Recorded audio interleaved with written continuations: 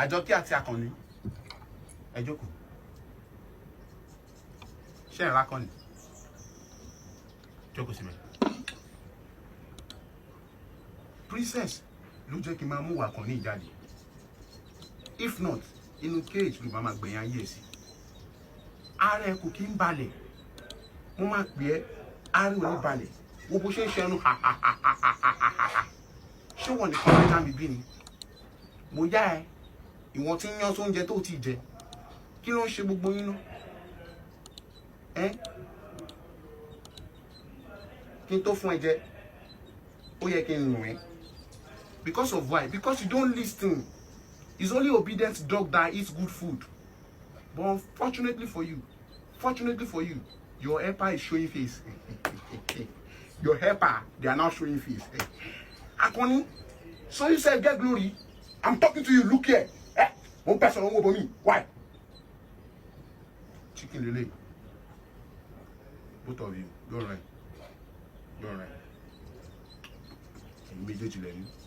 I'm a penny alpha. Nínú àfù tiẹ̀, màá jẹ ẹsẹ̀ díẹ̀. Nínú àfù tiẹ̀, màá jẹ ẹsẹ̀ díẹ̀. Ẹ̀yin ni ko kí ló ṣe? Tí bá ti ní mo fẹ́ jẹ oúnjẹ tiẹ̀, ilé ẹ̀ á dẹ̀ máa bínú. Àjọkẹ́.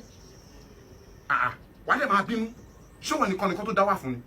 Sure. Ẹ̀yin méjì wá síbí báyìí. Ẹ wá síbí. Ẹ wòlíì. Come síbí báyìí. Come here. Eléyìí ò kì í gbàdúrà kò use mọ́. Àti ò kì í jáde. Ó wà lára kan tí glory official. Kò kì í gbàdúrà. Ṣá wá síbí báyìí. Àkànní, kọ̀ọ̀kan wájú yẹn. Ẹ máa bọ̀ bí ẹ máa bọ̀. Jehovah, Jésù Kristi Michael mímọ́. Bàbá wa lókè àwọn ọmọ rẹ tún dé lónìí. Bàbá ilé tó pèsè yìí. Ó ga síbẹ̀. This is called the Nigerian chicken suya. The Nigerian chicken suya made by the #1 of Aboki in the state of Kwara. Bàbá dúpẹ́, àdúpẹ́, bàbá wa dúpẹ́, bàbá dúpẹ́, bàbá wa dúpẹ́, bàbá dúpẹ́, bàbá wa dúpẹ́. Bàbá dúpẹ́. Ọkọ̀ Jésù. Olúwa wa. Àmín. Ìwọ. Ẹ pàdé bẹ́ẹ̀ o. Ológun mo ti ní kó jẹ. Ẹ jókòó. Díẹ̀ díẹ̀ ni.